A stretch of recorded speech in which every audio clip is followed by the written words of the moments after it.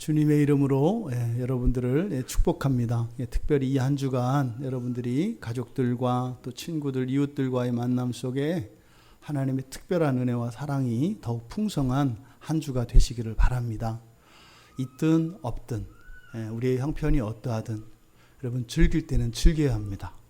그러니까 힘든 것 때문에 우리의 즐거움을 빼앗기는 일은 없어야 합니다. 사람이 살다 보면 즐거울 때도 있고 또 힘들고 슬플 때도 있습니다. 그런데요, 항상 모든 게 다 좋고 모든 게 기쁜 것도 없고 또 어떤 기쁨도 없는 그런 때도 없습니다. 그러니까 이 둘을 잘 조화롭게 여러분들이 잘 잃지 말고 잘 누리실 수 있기 바랍니다. 좋을 때는 안 좋을 때를 생각하고 또 좋지 않을 때는 좋을 때를 생각하며 나의 삶 속에서 균형 있는 삶으로, 그래서 치우치지 않는 그런 인생 살아가시기 바랍니다. 우리들이 지금 사랑을 공부하고 있습니다. 오늘 성경은 사랑은 시기하지 않으며 이렇게 이야기합니다. 그러면 시기하지 않는다는 건 뭘까? 시기하지 않는다는 건 뭘까? 그리고 왜 시기하면 안 되나? 왜 시기하면 안 되나? 그래서 이것이 명확하게 우리에게 깨달아지지 않으면, 사랑은 시기하지 않으며 그랬을 때 그냥 수리수리 마수리 이거하고 하나 다르지 않아요. 의미로 와닿지 않는다 이 말이에요. 그래서 오늘 무엇이 시기하지 않는 것이고 또 반대로 무엇이 시기하는 것이고 또 시기를 하면 왜 안 되는가, 이것을 깨달아서 나의 삶 속에 그렇게 시기하며 살아왔던, 하지만 그것을 내가 의식하지 못했었던 그것을 깨닫고 또 이렇게 시기함으로써 생겨나는 그 결과들, 그 피해가 무엇인지를 알아서 정말로 내가 의지적으로 시기하지 않으며 라고 하는 이 말씀을 따라 살아갈 수 있는 우리 모두가 되기를 바랍니다. 우리가 사랑은 오래 참고 온유하며 시기하지 않으며 이렇게 쭉 이야기를 하고 있는데 연결되어 있습니다. 맨 처음에 우리가 오래 참음에 대해서 이야기했을 때 이 오래 참음은 단순한 인내, 버티는 것, 이것이 아니라 그랬어요. 사실은 오래 참음의 그 동기, 가장 기본적인 정신이 뭐라고요? 구원이라고 했습니다. 오래 참음하면 구원을 생각해야 돼요. 구원은 뭐겠어요? 이렇게 패인 것, 모난 것, 상처난 것, 그리고 없는 것, 그것들이 채워지고 완전해지는 것이 구원이에요. 그러니까 그것을 위해서 오래 참는 거예요. 그러니까요, 밥솥에 밥을 안 쳤을 때 뜸이 다 들고 아주 맛있는 밥이 될 때까지 참는 거, 이게 오래 참음이라고 그랬어요. 그러니까 오래 참음은 동기와 목적이 분명히 있는 겁니다. 이게 뭐라고요? 구원이라고요. 그러니까 내가 누구를 사랑하는데 오래 참아야 되는 이유가 뭐라고요? 내가 사랑하는 그 사람의 완전한 아름다움이 드러날 때까지 참으라는 거예요. 꺾지 말라는 거예요. 오래 참지 못하면 내 복을 내가 차버리는 거예요. 그 온전함이 드러나지 않기 때문에 이것이 오래 참음이고, 또 온유함이라고 하는 것은 유익과 관계되어 있다 했습니다. 무조건 뭐 잘해주고 이렇게 하는 게 아니라 그냥 그 행위 자체가 중요한 것이 아니라 무엇을 위해서요? 상대방의 유익에 적극 기여하는 것을 말한다고 했어요. 심지어는 나의 유익을 내려놓으면서까지 상대방의 유익을 위하여 기여하는 것, 이것이 온유함의 기본적인 정신입니다. 그리고 나서 시기하지 않으며 이렇게 이야기하는 겁니다. 그러니까요, 앞에서 사랑의 두 가지 특성, 오래 참고 온유하게 되면 그 사랑을 받는 대상은 어떻게 되겠어요? 잘 될 거 아니에요. 잘 될 거 아니에요. 그 부족한 부분이 채워질 때까지 참으면서 또 그것이 그렇게 될 수 있도록 도와주니까 그 사람은 어떻게 되겠냐고요? 잘 될 거 아니에요. 그럼 보세요. 우리가 누군가가 잘 되기 위해서 그 사람의 현재 가지고 있는 여러 가지 결점과 어려움들을 그냥 몸으로 받아내고 꿋꿋이 견딘단 말이죠. 막 꾹꾹 참는 게 아니에요. 이게 우라병 나는 거 이런 게 아니라 그랬어요. 왜요? 목적이 있고 거기에 믿음이 있으니까. 또 그 일로 해서 어떻게 해요? 적극 도와줬단 말이죠. 그래서 어떻게 했어요? 잘 됐어요. 문제가 많고 결점이 많았던 사람이요, 완벽하게 된 거예요, 여러분. 누구 때문에? 여러분 때문에. 여러분 사랑 때문에. 그러면요, 정상적으로는 어떻게 해야 되는 거예요? 기쁜 거잖아요. 보람이 있잖아요. 얼마나 기쁘고 감사해요. 이게 정상이라고요. 그런데 지금 성경은 뭐라고 해요? 기뻐하는 것은 고사하고 시기하지 아니하며, 이렇게 되는 거예요. 아니, 기뻐해야 되는 상황에 갑자기 왜 시기하지 아니하며 이렇게 나오는 거라고, 만약 이렇게 나오냐 말이죠. 원래 논리적인 순서는요, 그것을 기뻐하며 뭐 이렇게 나와야 되는 거잖아요. 근데 여기서 시기하지 않으며 이렇게 나와요.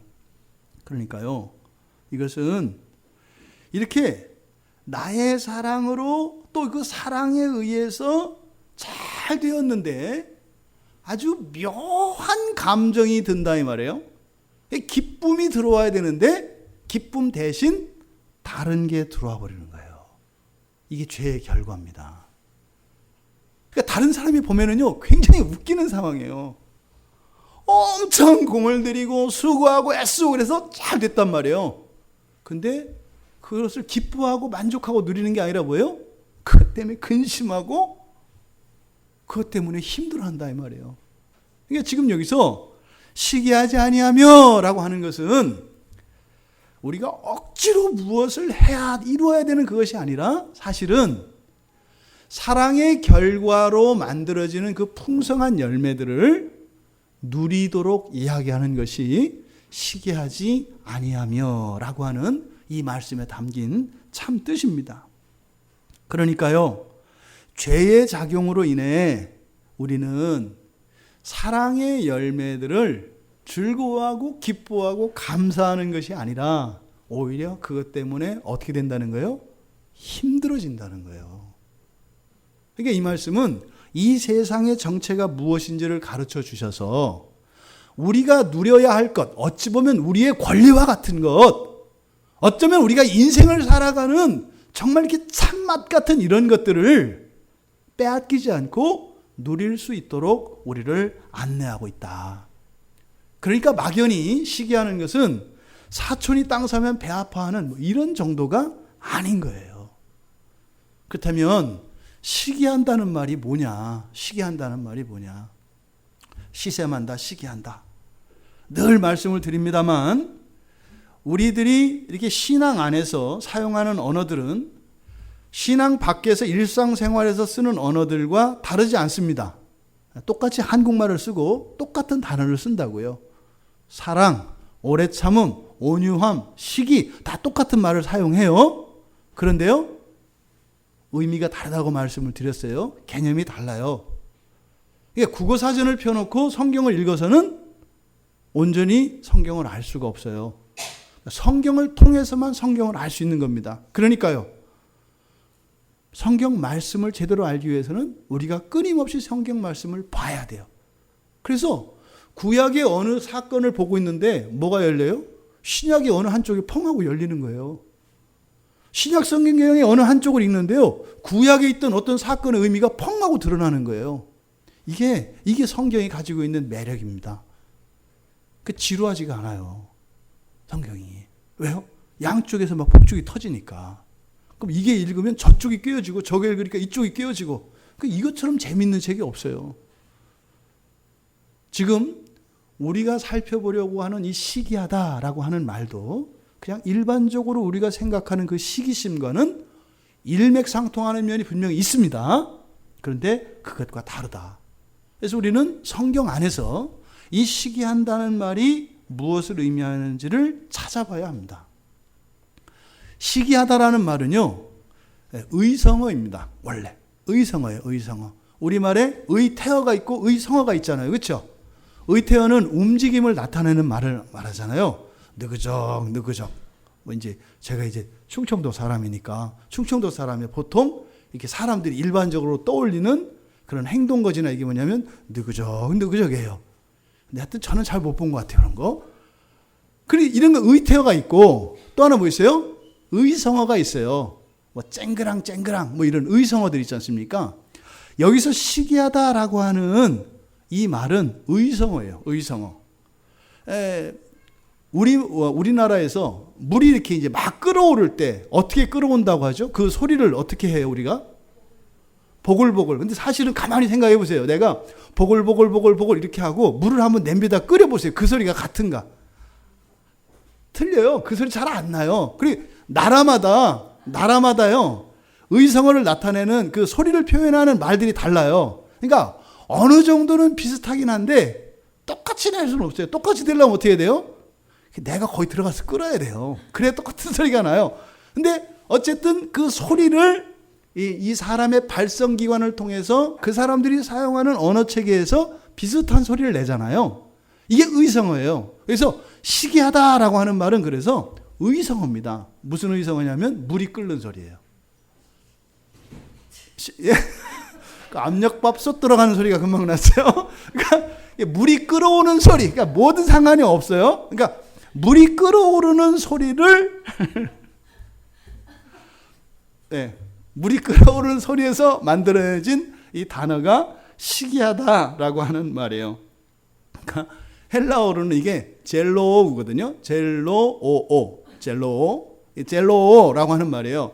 근데 제가 아무리 발음을 해봤는데요, 이게 물 끓는 소리가 같지가 않아요. 어떻게 젤로. 근데 이게 의성어예요, 의성어. 어쨌든 그 사람들에게는 이렇게 나타내는가 봐요.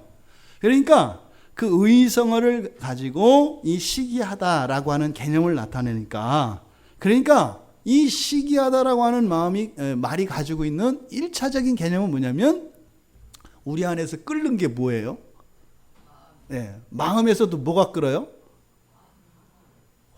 그걸 다 뭐라 그래요? 감정이라고 하죠. 감정이 끓어올라요. 감정이. 예? 감정이.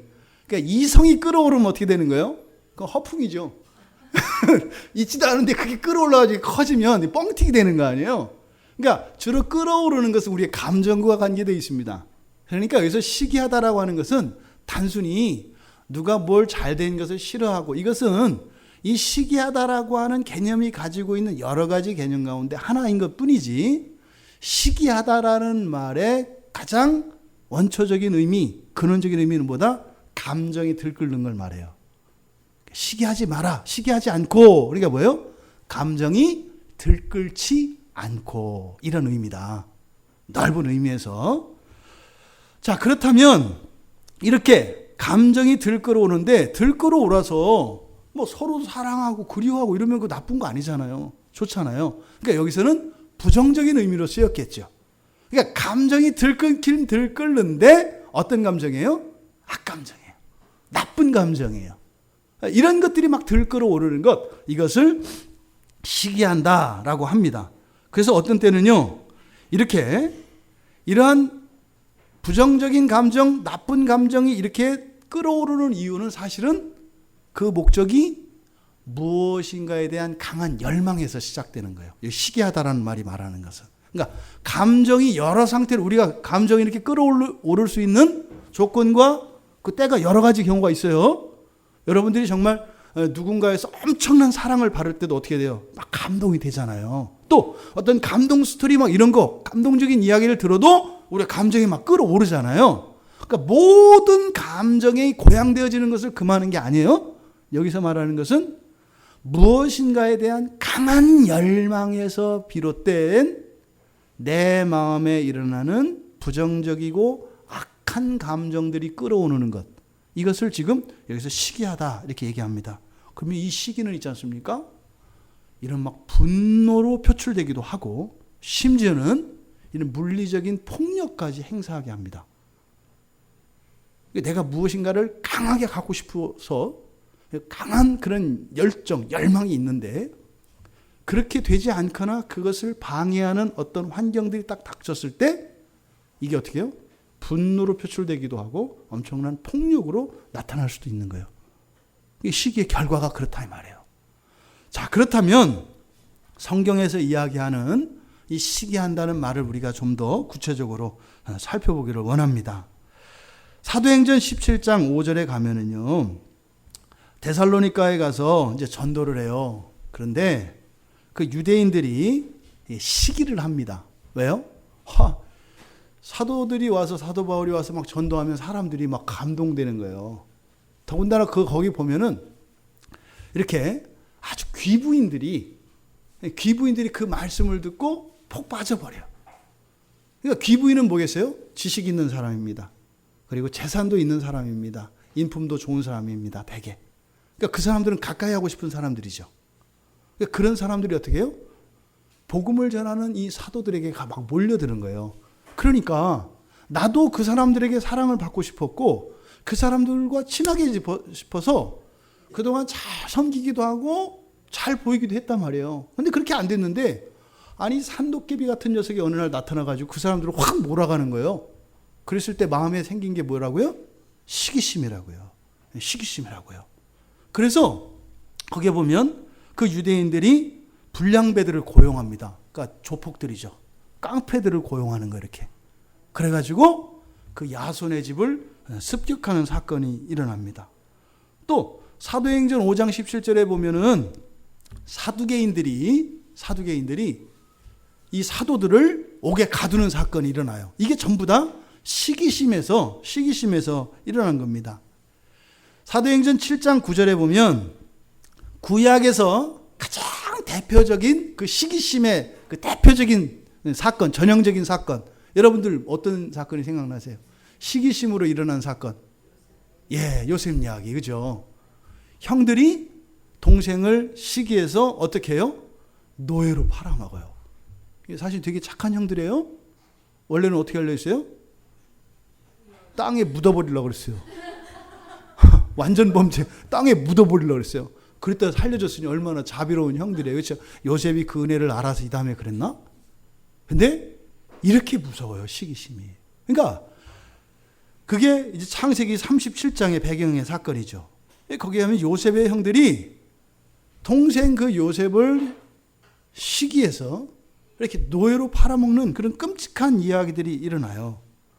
또 뭐 그 외에도 라헬이 자기가 이제 아이를 낳지 못하니까 나는 아이를 못하는데 언니가 자꾸 아이를 숨풍숨풍 낳아. 그러니까 어때요? 사실은 보세요. 형제가 잘 되고 뭐 언니가 이렇게 아이를 낳고 그러면은 기뻐할 일이잖아요. 그게 나에게 손해된 건 없잖아요. 그런데요, 감정이 들끓어올라요. 하나만 낳지 또 나? 뭐 이렇게 또 나? 뭐 이러는 거예요. 이게 시기심이에요. 그러니까 안에 감정이 이렇게 나쁜 감정이 끌어오는 거. 이걸 말한단 말이에요. 그러니까 사실은 라헬이 뭐 하고 싶은 거예요? 나도 아이를 낳고 싶은 거예요. 아이를 낳고 싶어요. 그런데 나는 못 가져요. 그러니까 이 열망이 안 이루어지죠. 근데 언니는 숨풍숨풍 낳죠. 그때 이제 감정이 확 일어나서 악감정이 일어난단 말이에요. 이게 바로 시기심이다. 이렇게 이 시기심은 우리의 마음속에 미움이나 화가 끌어오는 것을 말합니다. 미움이나 화가 끌어오르는 것. 그러니까 이렇게 우리의 감정 가운데 이 미움을 일으키는 이것이 바로 시기심이에요. 그러니까 시기하지 않고 이것을 바꿔 말하면 뭐겠어요? 미워하지 않고 이렇게 되는 거예요. 미워하지 않고. 사랑은 미워하지 아니하며. 이게 시기하지 아니하며요. 그러니까 단순히 그냥 잘 되는 거. 딱 그런단 말이에요. 나는 시기한 적이 없으니까 괜찮은 사람이네. 그거 아니에요. 근데 이거를 그 의미를 가지고 성경의 의미로 미워하지 않고 바꾸니까요. 입이 아무 소리도 못 하잖아요. 이 세상에 미워해보지 않는 사람이 어디 있어요? 누구를? 나를 가장 사랑하는 사람을. 제일 잔인한 거 아니에요? 원수를 미워하는 거는 뭐 충분히 공감이 되잖아요. 그런데 나를 사랑하는 사람을 미워해요. 그런데 그런 일이 생긴다는 거예요. 말도 안 되는데 그런 일이 생긴다는 거예요. 그래서 사랑은 시기하지 아니하며 이렇게 얘기하는 겁니다. 그런데 이렇게 미움과 화가 이렇게 막 폭력을 유발하는, 막 갖다 팔아먹고 옥에다 가두고 깡패를 고용해서 공격하고 뭐 이렇게 적극적으로 표현되는 경우도 있습니다만 그냥 단순한 시기심으로 나타날 때도 있어요. 그래서 사도들이 다닐 때 그렇게 막 유대인들이 무슨 뭐 폭력적으로만 막 그렇게 하냐면 그렇지 않아요. 사도행전 13장 45절에 보면은 이때도 시기를 하는데 바울에 대한 시기심이 있어요. 시기를 하는데 사도행전 13장 45절에 보면은 반박하고 비방을 해요. 반박한다는 것은 뭐겠어요? 그냥 반대하는 거예요. 그 뜻과 의견을 반대하는 거예요. 이게 반박하는 거예요. 아니다, 아니다, 아니다. 싫어, 싫어, 싫어. 이게 반박하는 거예요. 그 다음에 비방한다는 것은 뭐예요? 그 사람에 대해서 나쁜 말을 하는 거예요. 이게 비방하는 거예요. 그러니까 이런 시기심이라고 하는 것은 이렇게 적극적인 형태로만 나타나는 것이 아니라 이것이 어떻게 돼요? 반감을 가지게 하고 반대하게 하고 또 어떻게 해요? 나쁜 말을 하게 하는 이런 결과를 만들어냅니다. 그러니까 이렇게 왜 이런 내 감정의 끓음이 이게 미움이 일어나고 싫어하는 마음이 일어나고 또 그를 욕하고 싶은 마음이 일어나고 왜 이런 게 일어날까요? 왜 일어날까요? 그는 뭐 앞서 말씀드린 것처럼 원초적으로는 자기의 욕구 불만에서 나온다고 말씀드렸어요. 내가 원하는 뜻을 이루지 못하기 때문에 일어나는데 근데 그 욕구 불만은 뭐 원천적으로 우리 모두에게 있는 거니까 모든 사람이 그래야 되는데 모든 사람이 그러진 않잖아요. 그러면 왜 이렇게 내 감정이 끌어오르는 것일까? 사실은 뭐예요? 자극을 받기 때문에 그래요. 내가 자극을 받으니까. 나한테 자극만 안 주면 상관이 없어. 근데 자극을 주니까. 그러니까 레아가 아이 낳고 라헬이 찾아갔을 때 웃는 모습이 재수 없었어요. 아이를 낳는 것 때문에 미워한 게 아니라 내가 축하하러 갔는데 있잖아요. 눈빛이 이상했다고요. 나를 무시하는 것 같았다니까요. 그러니까요. 라헬 입장에서 어떻게 돼요? 너무 괘씸한 거예요. 아이를 못 낳고 이렇게 고민하는 거 알고 있잖아요, 언니가. 근데도 어떻게 해요? 언니를 진심으로 사랑해서 축하해 주려고 갔어요. 그랬더니 이 눈빛이 나를 무시하는 것이 이거사 네가 죄가 많으니까 자식을 못 낳지. 이런 눈빛이었다 이 말이에요. 그러면서 어떻게 해요? 그 생각을 하는 거예요. 그러니까 어떻게 돼요? 나는 천사표인데 저긴 악마표인 거예요. 이때 이제 막 드는 거예요. 이게 자극을 받기 때문에 이런 일이 일어난다 이 말이에요. 여러분, 자극받는다는 거는요. 내가 불쾌하고 내가 고통을 느끼는 거예요. 근데 여러분 한번 생각해 보세요. 내가 아주 뭐 친한 사람, 내가 사랑하는 사람이 시한부 생명을 살고 있어요. 식물인간으로 살고 있어요. 내가 병수발을 들어야 돼요. 그럼 어떻게 해야 돼요? 대소변 다 받아내야 되고요. 예? 그리고 진자리 마른 자리 갈아넣어야 되고 옷 갈아입히고 기저귀 갈아주고 씻기고 계속 해야 돼요. 근데 이 사람 있지 않습니까? 이 막 사랑과 이 헌신적인 보살핌으로 막 살아나는 거예요. 뭐 의사들이 기적이라고 하는 거예요. 이 사람은 깨어날 수가 없는 사람이었었는데 조금 회복되는 거예요. 근데 눈을 떠요. 말문을 열어요. 웃기도 해요. 그러면서 고맙다고 얘기도 해요. 어떻게 했어요? 너무 감사한 일이죠. 근데 너무 감사한 이 사람이 이제 이 인간으로 변하기 시작해요. 이 인간이 살아나니까 이거 해라 저거 해라 하는 얘기를 하기 시작해요. 그랬더니 어느 날 가만히 생각하니까 나를 머슴대하듯 하는 거예요. 전에는 그냥 갔다가 뭐 그냥 의식이 없는 상태니까 죽 쏘아서 그냥 입에 넣고 넘기면 됐는데 대다 질다 간이 맞다 안 맞다 오늘은 밥하면서 무슨 생각했냐 뭐 이러는 거예요.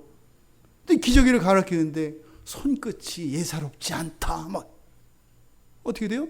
보세요. 죽어 있었던 가족이 살아났어요. 그럼 어떤 거예요? 기쁘고 즐거운 일이죠. 잘 된 거잖아요. 그런데 그 사람이 그 인간이 돼서 나에게 어떻게 해요? 자극을 줘요. 사실은 이 자극이 뭐겠어요? 살아난 결과 나에게 오는 거죠. 그것마저도 사실 어떤 거예요? 기쁘고 감사한 거예요. 그런데요, 그게 나에게 아픔을 줘요. 이거 다 마찬가지예요. 여러분, 부모님들, 자식을 낳은 부모님들 안 그래요? 다 낳았을 때 누누이 말씀드려요. 옛날에 그런 말씀 많이 했어요. 아유, 저거 그냥 그때 엎어놓는 건데. 이런 얘기 많이 했어요. 이 자식이 속 썩일 때 하는 말이에요. 저거 그때 그냥 잠깐 엎어놓고 포대기 탁 씌워놓으면은 그냥 끝낼 수 있었는데 내가 이 천추의 아니다. 막 이제 근데 또 그동안 들인 돈도 있고 이러니까 이거를 물을 수도 없고 잘 되기를 기다리는데 잘 될 싹수는 안 보이고 암담한 거죠. 그런데 사실은 아이를 못 낳던 사람이 아이를 낳았을 때 얼마나 기뻐요. 근데 이게 크면서 어떻게 돼요? 자꾸 자극을 줘요. 결혼도 마찬가지예요. 결혼해서 얼마나 좋았어요. 네, 결혼해서. 근데 어떻게 돼요? 이게 이제 당연히 나를 지껏 취급하고 내가 꼼짝도 못하는 사람으로 알고 아주 이런단 말이죠. 그러면서 어떻게 돼요? 아직도 나가면은 몸값이 있잖아요, 우리들이 모두 다. 근데 이건 집에만 들어오면 내 몸값이 똥값이 돼버려. 그러니까 사실 한번 진짜로 경매 내봐 이런 마음이 드는 거 아니에요. 이게 자극을 받는 거예요. 그러니까 이렇게 들끓습니다. 그러니까 여기서 말하는 미움이나 화가 끌어오르게 하는 이 시기심, 이거는 사실은 결과적으로 시기한다라고 하는 것은 미워하고 원망하고 그리고 반대하고 싫어하고 이걸 말하는 거예요. 그러니까 넓게 말하면 사랑은 뭐 하는 거예요? 미워하지 않고 싫어하지 않고 반대하지 않고 비방하지 않고, 이게 시기하지 않으며 라고 하는 뜻이에요. 두 번째로 이 시기하다는 말은 무엇인가를 열렬히 원한다는 뜻입니다. 이 시기하다는 말이 물이 막 끓어오르는 게, 그러니까 뭘 원한다고요? 하늘을 날아오르기를 원하는 거예요. 물이 막 기체가 되려고 그래서 이 물 끓어오르는 게 열렬히 원하다, 이런 말이 또 시기하다라고 하는 단어가 가지고 있는 개념이에요. 뭔가를 원하는 거예요. 그래서요, 이러한 열렬한 바람, 열렬한 것은요, 우리가 열심으로 나오게 돼 있어요. 열심히 있는 사람들은 사실은 뭔 거예요? 무엇인가에 대한 강한 열망이 있는 사람들이에요. 무엇인가. 그러니까 이 시기라고 하는 이 단어가 가지고 있는 것은, 지금 시기라고 번역되었을 때는 부정적인 의미입니다만 성경에서는 이 단어를 열심이라고도 번역을 해요. 열심. 그러니까 열심이라고 할 때는 부정적인 의미가 아닌 거죠. 이것은 도덕적으로도 좋은 말입니다. 그런데 이 열심이라고 하는 것은 악한 일에도 열심을 낼 수 있고 선한 일에도 열심을 낼 수가 있어요. 그러니까 사실은 이 열심이라고 하는 것 자체는 가치 중립적이죠. 선하고 착한 일에 열심을 내면 아주 좋은 겁니다. 그런데 악하고 나쁜 일에 열심을 내면 아주 이거 나쁜 겁니다. 그래서요, 열심히 있는 사람들이 굉장히 중요한 사람이지만 굉장히 문제가 되는 사람이 될 수도 있어요. 열심히 있는 사람들이. 그래서 열심히 없는 사람들은요, 크게 기여할 것도 없지만 크게 피해를 입힐 것도 없기 때문에 크게 기대도 없지만 크게 마음이 불안하지도 않아요. 근데 열심히 있는 사람은요, 큰 기대도 있지만 큰 불안감이 있어요. 이 열심이, 이 강한 열망이 열심을 만들어내기 때문입니다. 그래서 사도 바울도 고린도전서 12장 31절에서 가장 좋은 은사들을 간절히 사모해라 그래요. 간절히 사모해라. 좋은 것을 사모하라는 거죠. 또 갈라디아서 4장 17절과 18절에 보면 여기서도 좋은 일을 사모하는 것과 나쁜 일을 사모하는 것에 대해서 이 얘기해요. 원수들이, 나쁜 사람들이 너희를 열심히 사모하는 것은 좋은 뜻이 아니요, 이렇게 얘기해요. 사기꾼들이 열심히 있어요, 없어요? 있어요. 특히 신앙적으로는 이단들이 열심히 있어요, 없어요? 있어요. 아주 있어요.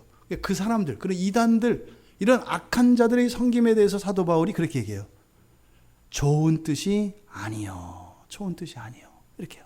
결국은 자기를 사모하게 하기 위한 열심이다. 그러니까 뭐예요? 투자다 이 말이에요. 투자. 이렇게 해서 열심으로 투자를 해서 훗날 어떻게 해요? 몇 갑절 더 받아내기 위한 것이다. 이렇게 얘기를 해요. 그런데 이 열심이라고 하는 것은, 이 열렬한 마음이라고 하는 것은 사실은 이 세상에서 얻을 수가 없어요. 그래서 야고보가 4장 2절에, 야고보 4장 2절에서 시기하여도 얻지 못한다. 이때 시기한다는 게 열심이거든요. 그러니까 열심이라는 것은 열렬히 갖기를 원하는 거예요. 열렬히 갖기를 원해서 열렬히 열심히 일을 하는데 얻는다 못 얻는다? 못 얻는다 이 말이에요. 그러니까 이 시기한다는 말이 이렇게 무엇인가를 열렬히 원하는 그 열망한다라고 하는 의미를 갖는데 이렇게 사랑을 하면 결국 뭐가 생긴다는 거예요? 이러한 열망이 생긴다는 거예요. 그러니까 바라는 게 생긴다 이 말이에요. 사랑을 하면. 그잖아요. 키워서 자식이 훌륭하게 됐어요. 예? 돈도 많이 벌고 이 세상에서 훌륭한 사람이 됐단 말이에요. 그럼 이번 추석 명절에 그 부모님은 어떻게 하고 있어요? 기대감을 갖고 있어요. 기대감을. 또 보통 우리 청소년들은 이 추석과 설날은 1년 예산의 아주 중요한 시기이기 때문에 그런 기대감을 가지고 있어요. 그래서 요즘엔 또 이제 그 돈의 액수도 좀 큰 돈도 나와서 한 장의 의미가 지금 최소한 5배까지 뻥튀기 됐잖아요. 지갑에서 나올 때 약간 누른빛과 푸른빛이 나왔을 때 이 감정의 흑암이 명암이 확 갈린단 말이에요. 약간 밝은 빛이 나왔을 때는 저건 5개짜리잖아요. 이게 사랑을 하면 이런 기대감이 생겨요. 기대감이. 왜요? 그래서 어때요? 점점점 사랑이 커지면요 열망이 더 커져요. 배우자에 대해서. 그러니까 살아나면 살아날수록 끊임없는 이런 열망을 갖게 돼 있어요. 근데 세상은 그래서 어떻게 한다? 채워주지 못한다. 못한다. 그러니까 여기서 사랑이 강한 어떤 열망들을 만들어내는데 그 열망을 이제 시기심이라고 부정적인 이유로 이야기하면서 그걸 하지 마라 할 때 뭐겠어요? 사랑을 통해서 기대하는 것이 무엇이어야 하는 것을 가르쳐줘요. 사랑을 하면서 이 세상의 것에서 어떤 만족을 얻으려고 할 때 당하게 돼 있어요. 사랑은 세상에 속했어요? 하늘에 속했어요? 그러면 사랑은 세상의 열매를 사랑으로 세상의 열매를 따먹어야 돼요? 하늘의 열매를 따먹어야 돼요? 하늘의 열매를 따먹어야죠. 하늘에 속한 거니까. 에? 아니 그 소고기 먹고 싶은 사람이 물고기 백날 잡으면 뭐예요? 소고기 먹을 때는 소고기의 기대감과 만족감을 누리는 거고 생선을 먹을 때는 생선을 먹어야 되잖아요. 근데 생선 먹을 때는 소고기 생각하면서 생선을 먹고 아휴 회를 먹으면서 소고기 먹었으면 좋겠다. 돼지고기 먹었으면 좋겠다. 그러다 또 이렇게 소고기 먹으러 가면 아휴 광어회 먹었으면 좋겠다. 이게 시기하지 말라는 거예요. 사랑의 정체를 잘못 알게 되면 그 사랑으로 세상의 열매를 바라게 돼요. 그러니까 시기하지 않으며 라고 하는 것은 사랑으로 인해 사랑을 가지고 세상적인 어떤 열매를 얻으려고 하거나 세상적인 기대감을 갖지 않고 이런 뜻이죠. 또 사랑으로 실망하지 않고 이게 시기하지 않으며예요. 미국식 그 잘못된 그 물질주의적인 사랑의 방식들이 이 땅에 들어오면서 이 가정 안에 사랑이 많이 파괴됐습니다. 무슨 말이냐면 선물을 하거나 친절한 말을 하거나 어떠한 행동을 하면 대가를 바라게 돼 있어요. 이렇게 하고 나서 그리고 심지어 대가는 바라지 않았을지라도 그러한 선물과 친절과 사랑의 행동들 이런 것을 했는데 그때 상대방이 나에게 서운해하게 하거나 실수하게 되면 어떻게 돼요? 내가 선물한 액수에 곱하기 3 해서 가중처벌이 돼요. 이해되시죠? 그냥 아무 일 없을 때 실수를 하면 별 문제가 없어요. 근데 내가 더 사랑하고 더 잘했을 때 서운해하게 하거나 잘못을 하면 어떻게 된다고요? 가중처벌이 된다고요. 왜 이런 일이 일어난다고요? 사랑을 가지고 세상적인 열매를 원했기 때문에 그런 결과가 일어난다 이 말이에요. 그러니까 시기하지 않으며 이 말씀이 우리에게 주는 두 번째 교훈은 뭐예요? 사랑으로 세상적인 어떤 기대감이나 그러니까 뭐예요? 딴 생각하지 마라 이 말이에요. 사랑 그것으로 만족을 해야지. 그리고요, 하늘에서 일어나는 그 일들을 사모하고 그 기대감, 즉 사랑을 통해서 하늘에 대한 기대감을 더 키워야지. 그 사랑으로 이 세상에서 알콩달콩 더 재밌고 더 마음대로 더 기쁘게 살려고 하는 생각을 하지 마라. 왜요? 실망하게 될 거니까. 알려주는 거예요. 실망하게 될 거니까. 그렇게 하지 말라는 거예요. 그러니까 이거는 율법이거나 이런 게 아니에요. 우리가 아픔을 겪지 않도록 가르쳐 주는 겁니다. 그래서 이 시기라고 하는 것은 육체의 일 중에 하나라고 이야기를 해요. 갈라디아서 5장 19절에서 21절까지의 말씀을 보면 육체의 일에 대해서 이야기해요. 그러니까 육체의 일은 세상의 일이죠. 그러니까 세상의 일은, 육체의 일은 분명하니, 이게 무슨 말이에요? 애매하지 않다고요. 보고 알 수 있다고요. 이게 육체의 일인지 정욕인지 이걸 어떻게 해요? 보고 알 수 있다고 성경이 이야기해요. 육체의 일은 분명하니 하면서 쭉 열거를 해요. 음행과 더러운 것과 호색과 우상 숭배와 주술과 원수 맺는 것과 분쟁과 시기와, 여기에 뭐가 들어가요? 시기가 들어가요. 시기가. 그러니까 시기가 육체의 일이라고 이야기를 합니다. 그래서 끝에 가면 이런 사람들은 하나님의 나라를 유업으로 받지 못한다. 이거 뭐겠어요? 사랑을 하면 사랑을 누려야 하는데 이런 시기하게 되면 사랑을 하는데 사랑을 못하게 된다 이 말이죠. 이것을 사랑으로 바꾸면 하늘나라 유업, 하늘나라의 일이 사랑이니까. 근데 사랑을 하는데 사랑을 못 누리게 될 것이다. 뭐하면? 시기하면. 근데 사랑을 하면서도 사랑을 못 누려요. 그런 거 있잖아요. 어떤 사람들이 되기를 원하는 사람이 있어요. 다른 사람한테 부러움받는 사람이 있어요. 아, 나도 저 사람처럼 됐으면. 근데 정작 자신은 나는 이게 싫어 이런단 말이죠. 없어서 못 누리고 불편한 것은 어쩔 수 없잖아요. 근데 있는 것 때문에 힘들어한다면 말도 안 되는 거죠. 그러니까 이 시기라고 하는 것은 사랑을 세상의 것으로 바꾸어 버림으로써 손해를 보는 정도가, 그것을 못 누리는 정도가 아니라 어떻게 해요? 오히려 손해를 보게 된다 이 말이에요. 그래서 시기하지 말라고 이야기를 하는 겁니다. 그러니까요, 사랑으로는 하나님 나라의 유업을 받아야 하는 거예요. 사랑하는 사람들은 하나님 나라를 꿈꿔야 하는 거예요. 사랑을 해서 더 좋은 세상 나라를 만들려고 하는 순간 그것으로 인해서 상처당하고 배신당하고 아픔당하고 실망감으로 그 가슴에는 공허함만 가져다 주게 될 것이다. 그래서 뭐라고 해요? 사랑은 눈물의 씨앗이야. 아니에요. 사랑은 눈물의 씨앗이 아니에요. 하늘나라의 유업이에요. 사랑은 그런 거예요. 누가 사랑을 슬프다고 해요? 사랑은 안 슬퍼요. 근데 왜 사랑을 슬프고 사랑은 아프고 사랑은 눈물이고 이렇게 얘기해요? 그 사랑으로 세상의 것을 이루려고 할 때 그렇게 된다 이 말이에요. 이렇게 시기하는 것, 이 시기심은 사실은 질투하는 거잖아요. 질투. 그죠? 그래서 심지어는 하나님께 이 단어가 쓰여요. 그래서 경건한 질투가 있어요. 경건한 질투, 경건한 시기. 경건한 시기. 그러니까 아까 그랬지 않습니까? 이 시기라고 하는 것이 열심을 의미한다고. 그렇죠? 그러니까 착한 일, 거룩한 일을 위해서도 이런 시기를 해요. 고린도후서 11장 2절에 보면은 내가 하나님의 열심으로 너희를 위하여 열심을 낸다 이렇게 얘기해요. 이때 열심이 시기예요.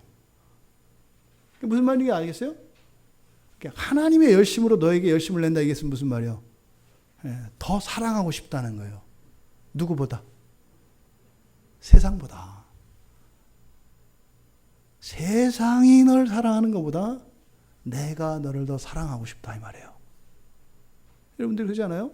아내분들, 남편분들, 형제 자매들. 다른 사람이 당신을 사랑하는 것보다 내가 당신을 더 사랑하고 싶습니다. 이런 마음 있잖아요. 내가 당신을 더 사랑하고 싶어요. 이게 있다고요. 사도 바울이 그렇게 전도하면서 다녔던 게 뭐라고요? 하나님의 열심이었다고 얘기하는 거예요. 하나님의 열심. 그러니까 뭐예요? 하나님은 뭐 하고 싶어요? 여러분의 사랑을 다 받고 싶어요. 눈꽃만큼도 그 사랑을 나누고 싶은 마음이 없어요. 이게 하나님의 시기, 하나님의 열심이에요. 그러니까 이런 경건한 질투가 분명히 있습니다. 근데 있잖아요. 여호와께서도 이런 질투하시면 어떻게 돼요? 분노와 진노를 막 일으켜요. 이게 구약에서 많이 나타나잖아요.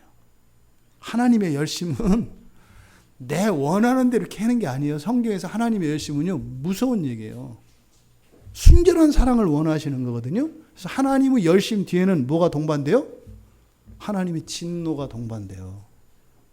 그러니까 여러분은 하나님의 완전한 사랑을 받기 원하세요? 이게 잘 생각하셔야 되는 거예요. 이게.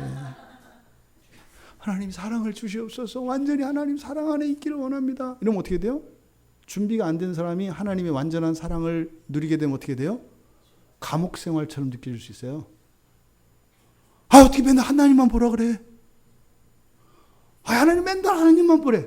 맨날 하나님만 사랑하래. 이런 얘기 가끔 이제 목사들이 어떤 식으로 해요? 기도해라, 성경 봐라, 예배 나와라. 이제 그 얘기가 그 얘기인 거예요. 근데 우리는 지혜로우니까 그 말에 다 안 따라가잖아요. 그죠? 거기에 하나님의 진노가 나타나니까. 그러니까 구약의 백성들을 보면 그 하나님의 열심은 뭐예요? 질투예요. 샘. 나는 나의 모든 것을 다하여 사랑하는 내 백성들을 세상이 넘봐. 이 마귀놈이 넘봐. 싫어. 싫어. 순결한 내 사랑으로 두기를 원해. 근데 자꾸 넘봐. 싫어. 그때 어떻게 해요? 하나님의 진노가 임한다고요. 그 진노는 하나님 백성들을 멸하고 심판하는 게 아니에요. 너 왜 이랬어? 왜 바람 폈어? 그 얘기가 아니에요. 내가 지금 내 사랑하는 내 자녀와 내 백성과 사랑하기 위해서 이렇게 마음을 기울이고 온 힘을 다 쏟고 있는데 이게 가끔 와가지고 바람 빼고 간단 말이에요. 왜 또 이게 너무 연약해. 옆에 와서 바늘 푹 줄이면 풍선 마냥 바람이 푹 빠져가지고 하나님 나 사랑하는 거 맞아? 다시 또 시작해야 되는 거예요. 이거 어떻게 해요? 하나님은 진노하시는 거예요. 누구에 대해서? 내 백성과 나 사이의 사랑을 방해하는 원수 마귀들에 대해서 하나님은 싫어하시는 거예요. 우리 마음에 있는 죄에 대해서 하나님 싫어하시는 거예요. 그래서 이 하나님의 열심은 하나님의 진노와 동반됩니다. 그래서 구약에 보면은 무서운 얘기들이 막 많이 있잖아요. 그러니까 그걸 여러분들이 무서워할 필요 없다. 그건 뭐예요? 내 안에 있는 죄에 대해서 그리고 하나님과 나 사이를 회방하고 이간질하는 사단 마귀, 더러운 귀신들의 역사에 대해서 하나님이 진노를 내리시는 거다. 물론 나도 좀 아프긴 아파. 죄나 나나 같이 동거하기 때문에. 근데 내가 아픈 게 아니다 사실은. 에? 병원에 가서 치료받을 때 뭐 주사 맞는 거, 수술할 때 겪는 거, 뭐 이런 거죠. 여러분 스케일링 할 때 어떻게 돼요? 끔찍하잖아요. 할 때 막 그 심리적인 스트레스 근데 어떻게 해요? 내 이를 막 이렇게 그 치과 선생님이 내 이를 갈아내는 게 아니잖아요. 그죠? 내 이에 붙어 있는 치석들을 제거하는 거잖아요. 이게 사실 우리가 느끼는 고통이죠. 좋은 거죠. 그러니까 하나님의 열심히 내는 그 진노로 말미암는 어려움과 이런 거 사실은 나의 유익을 위한 거죠. 시기하지 않으며 라고 하는 말을 종합하자면 어떤 거예요? 미워하지 말고, 싫어하지 말고, 반대하지 말고, 나쁘게 말하지 말고, 또 헛된 기대나 다른 사심을 갖지 말고, 또 실망하지 마라. 그리고 어떻게 해라? 오히려 하늘의 것을 바라라. 그 사랑으로 하나님을 더 사랑해라. 이게 사랑은 시기하지 않으며, 한마디로 요약하면 사랑은 하나님만 사랑하며. 이것이 깨달아지셔야 돼요. 여러분이 누군가를 사랑하고 누군가에서 어떤 의미를 찾았을 때 그것이 하나님을 사랑하는 이유가 되어야 하고 그렇게 돼야 한다는 거. 이거를요. 모든 것을 하나님께 영광 돌린다. 이렇게 하는 거예요. 그의 이름을 영화롭게 한다. 두 남녀가 서로 만나서 사랑을 뿅뿅뿅 할 때 거기서 누가 나타나는 거예요? 당신을 주신 하나님께 찬양. 나도 이렇게 이런 사랑을 하게 주신 하나님 찬양. 야, 우리 같이 이렇게 막 내 마음이 당신을 향한 사랑으로 불타오르는데 가만히 있을 수 없다. 뽀뽀하자. 그런 게 아니라 어떻게 해요? 우리 기도하자. 이렇게 하는 거예요. 우리 기도하자. 그래서 그 사랑이 거룩한 것으로 승화되는 거죠. 이것이 시기하지 않으며 라고 하는 뜻이에요. 그러면 왜 시기하지 말아야 하는가? 왜 시기하지 말아야 하는가? 그러면요, 좋은 거는 내가 안 누릴 수도 있잖아요. 그런데 이제 부작용도 이야기를 해야 부작용 때문에라도 안 하잖아요. 그러니까 왜 시기하지 말아야 되는가? 그러니까 시기하지 말아야 되는 까닭. 야고보서 3장 16절에 그 답을 줍니다. 시기와 다툼이 있는 곳에는 혼란과 모든 악한 일이 있다, 이렇게 얘기해요. 뭐라고요? 시기가 있는 곳에는 뭐가 있다고요? 혼란과 모든 악한 일이 있다. 혼란은 뭘까요? 혼란은 내가 겪지 않아도 되는 불편과 어려움을 겪는 것이 혼란이에요. 여러분 집안에 지금 가재도구들이 있잖아요. 그죠? 그거를 그냥 거실 어디다 막 늘어놨다고 생각을 해보세요. 그럼 그것들이 여러분들에게 편의를 제공하는 것이 아니라 어떻게 돼요? 오히려 불편과 고통을 주죠. 이게 혼란이에요. 그러니까 시기를 하면 뭐가 돼요? 뭘 더 좋은 걸 누리는 건 고사하고 현재 내가 누려야 할 좋은 것들마저도 어떻게 된다? 불편한 것으로 바뀐다 이 말이에요. 시기하면. 그러니까 시기하면 안 되는 거예요. 더더군다나 모든 악한 일이 있대요. 모든은 성경에서 모든 할 때는 어떻게 이해라? 예외 없이. 예외 없이. 성경에 기록된 모든 악한 것들에서 하나도 빠지지 않고 다 온다는 거예요. 뭐 하면? 시기하면. 시기하면 다 들어온다고. 그러니까 그거는요, 없는 거예요. 없는 것이 외부에서 나쁜 모든 것들이 들어오는 통로.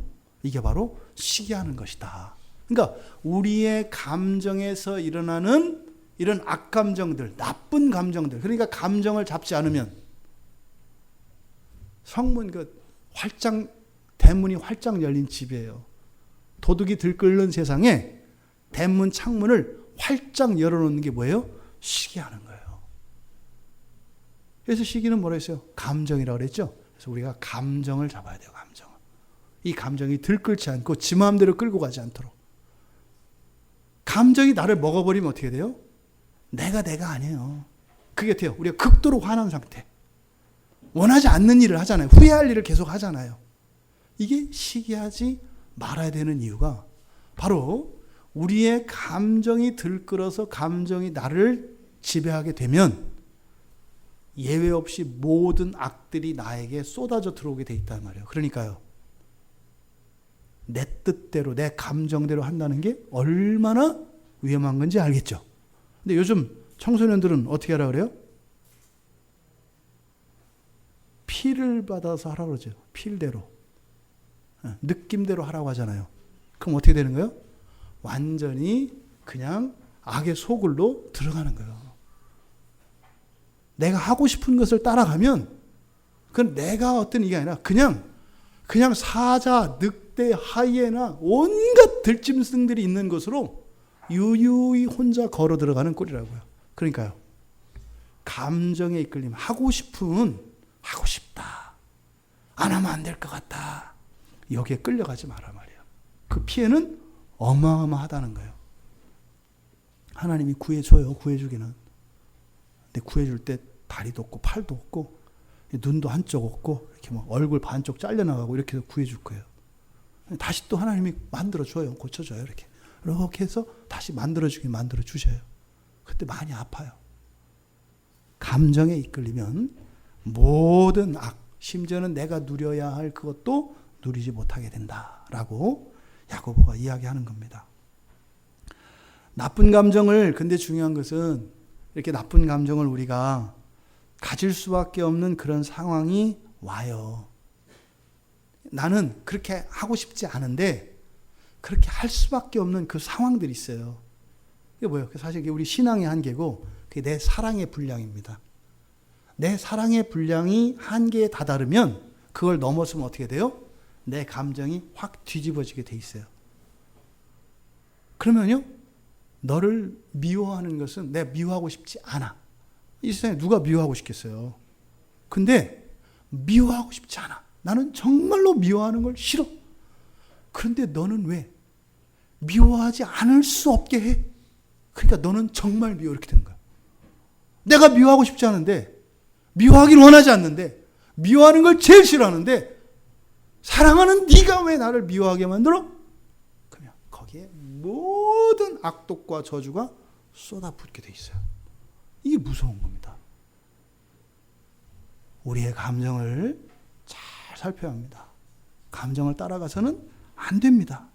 그래서 이러한 시기는 단순히 그냥 상대방이 잘 되었을 때만 나타나는 것이 아니라 결국은 우리는 어떻게 이 말씀을 받아야 돼요?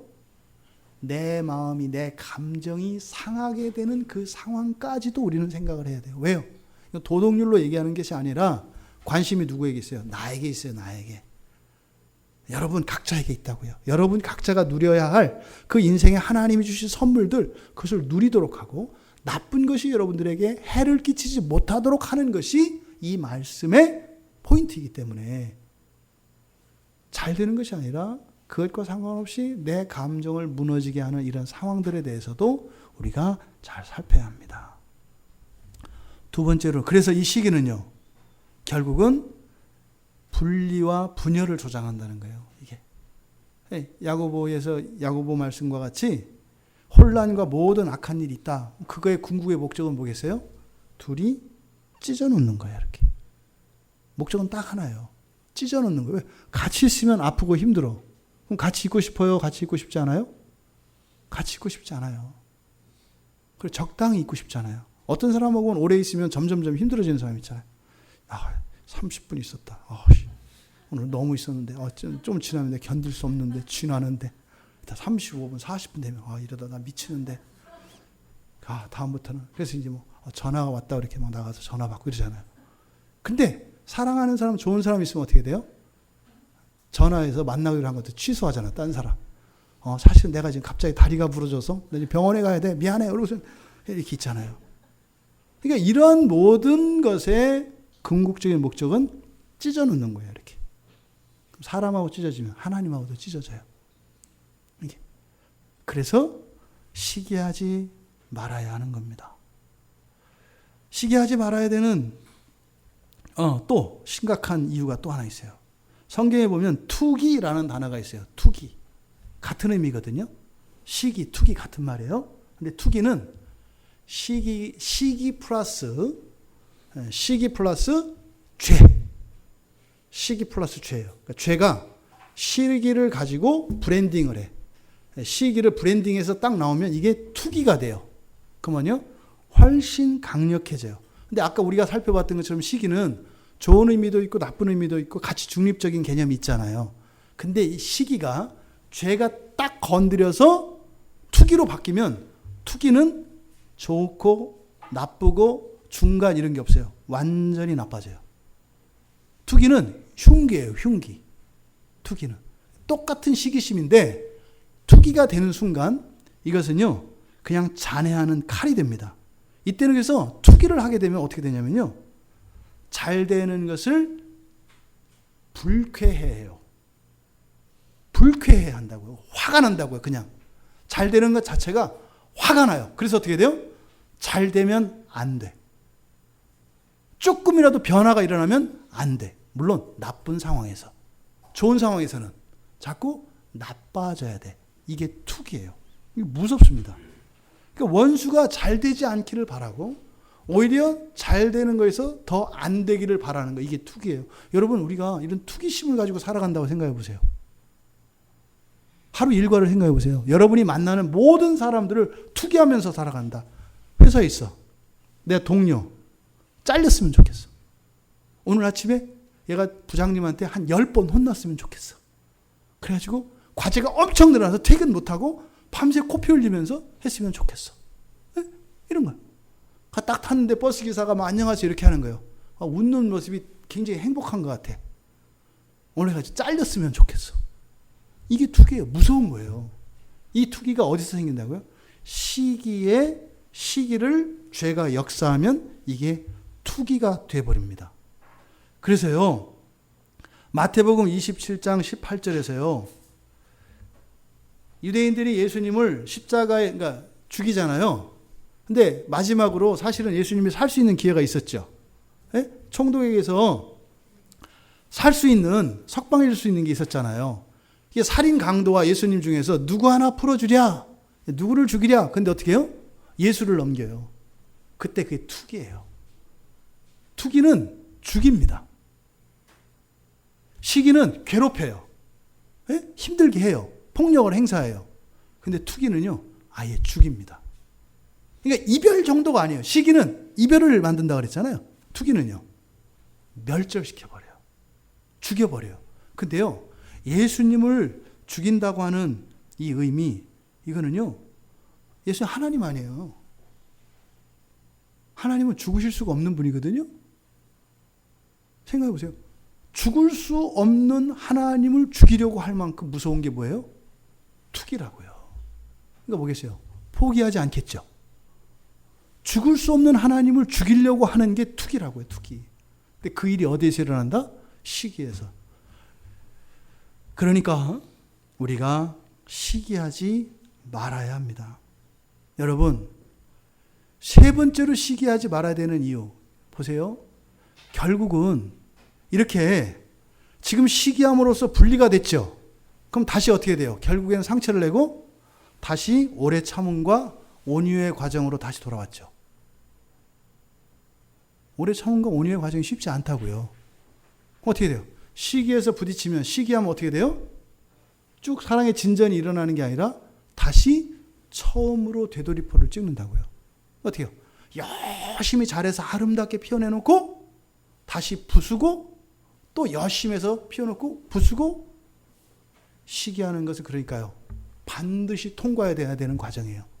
그러니까 사랑의 과정에서 오래 참음과 온유함을 지나서 온전하게 되었을 때 바로 우리의 감정의 벽을 뛰어넘어야 한다.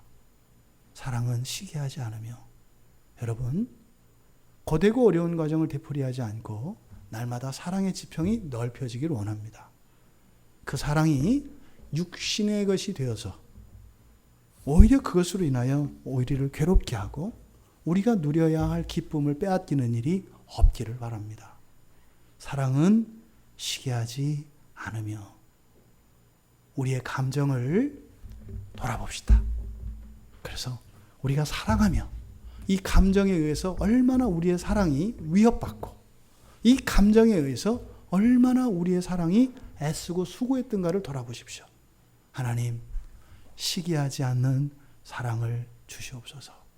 그 사랑의 은혜를 구하며 날마다 여러분의 삶 속에 진실한 사랑의 은혜가 넘쳐나기를 주님의 이름으로 축원합니다.